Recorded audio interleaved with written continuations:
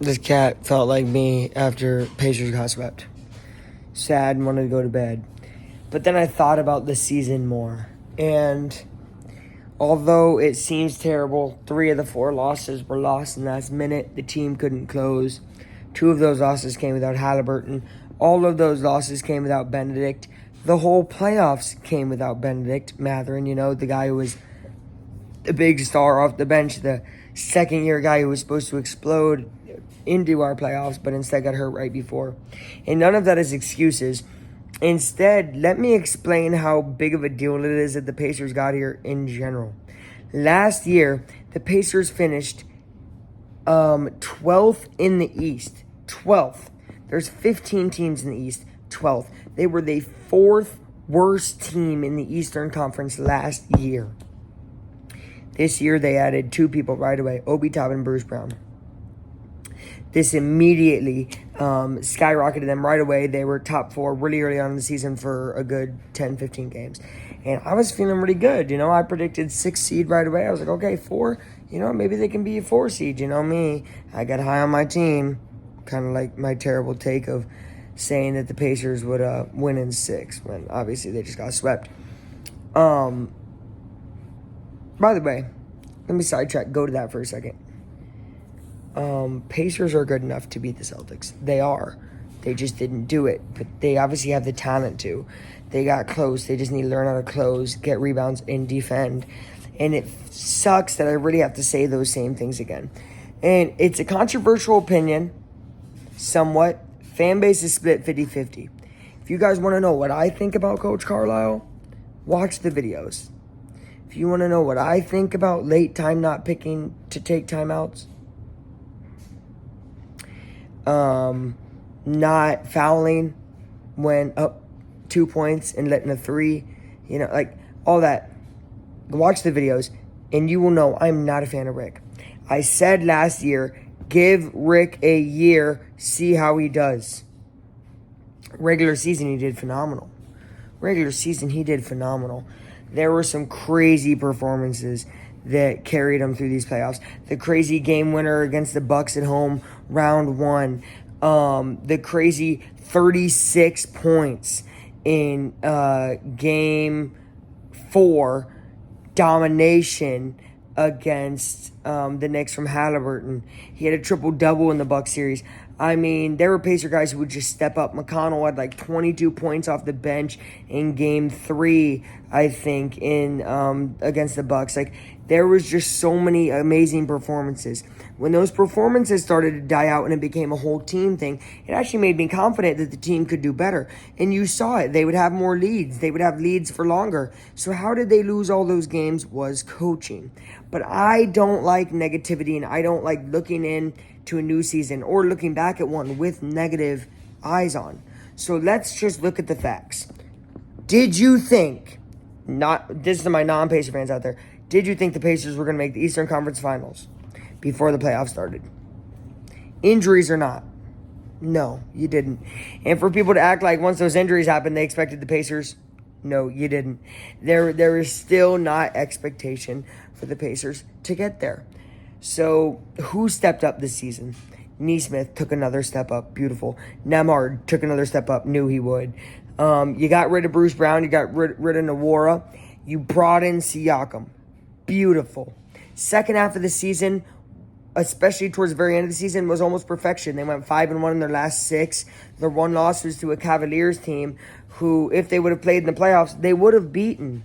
This is a Pacers team who, although getting swept right now in the Eastern Conference Final, in my opinion, will be right back there next year. No doubt. If they keep Siakam, re-sign Obi, the hardest thing that it's going to be is to re-sign McConnell.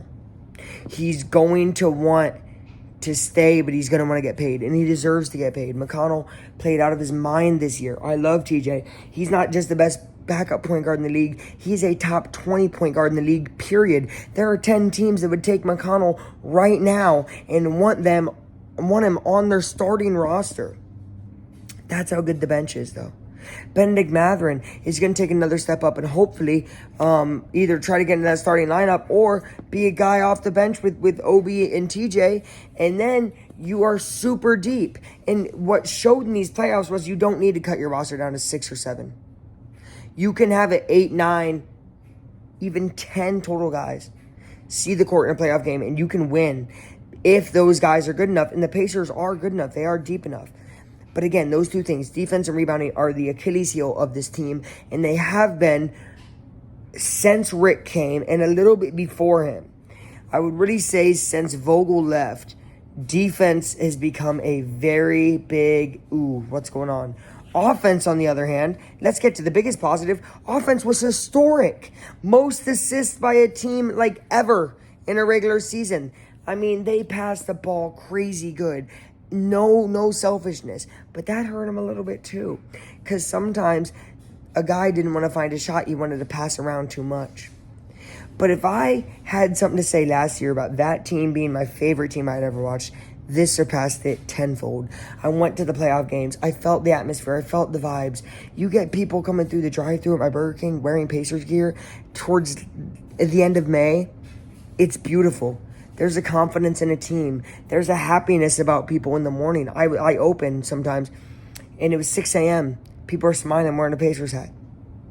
Because you're proud of the team that's representing your state. You know, those guys are representing us.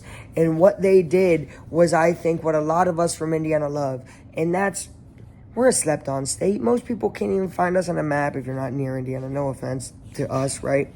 But, like, there's certain states like that, right? Delaware. Where's Delaware? Where's Vermont, right? Whatever. My point is, Indiana can provide a lot. And to have a playoff series while the Indy 500 was here was super cool. That was a great race. It was cool to have all the people in town. I mean, Indy was packed for 3 straight days because we had game, race, game. And that's awesome. The atmosphere here is awesome. Our starting quarterback on the Colts is wearing a Halliburton jersey before one of his interviews. I mean, the vibes are incredible. It's going to rub off on the other teams. Fever are struggling to start the season. They'll pick it up. They got potential. Indianapolis Indians, you know, they're a farm team, but they just had Paul Skeens, who went to Pittsburgh and is now a crazy good pitcher. It's rubbing off. All these teams are doing good, and it's really going to affect, the reason I wore the Colts, it's really going to affect them. And also, Colts season's right around the corner. Colts content will be coming right around the corner because in about a month and a half, they'll open training camp to the public. So that's going to be awesome. Sorry, I had a hair on my screen. That's going to be awesome because usually I have to wait months. I gotta wait 2.5 to 3 months. Right, because the season ends like April 14th. Right now it's May 28th. So that's a month and a half extra. Man, I would have had to wait 6 more weeks. No basketball. I would have been watching the Cubs, obviously. By the way, live stream tonight. But it would have sucked. So, Pacers, you made me happy. You did amazing. And this was one of the best, most remarkable runs I think we have seen in the Eastern Conference's history. Obviously, Toronto's run where they ran through it, did the game winner against Sixers and all that, that was remarkable. If the Pacers would have been able to make it to the finals, it would have been maybe the best just because of them being 6th seed and where they could have gone. But again, this team is not a 6th seed next year. They're a top 4. They're a top 4, meaning they're going to get home court advantage, okay? And that's going to change everything because if you guys know, Gainbridge, they lost 2 games in the last minute, and other than that, they won every game. Indy's next up, and I'm happy about it. Go Pacers. Colts content coming up soon. Go Pacers. W season. W team. Bye guys.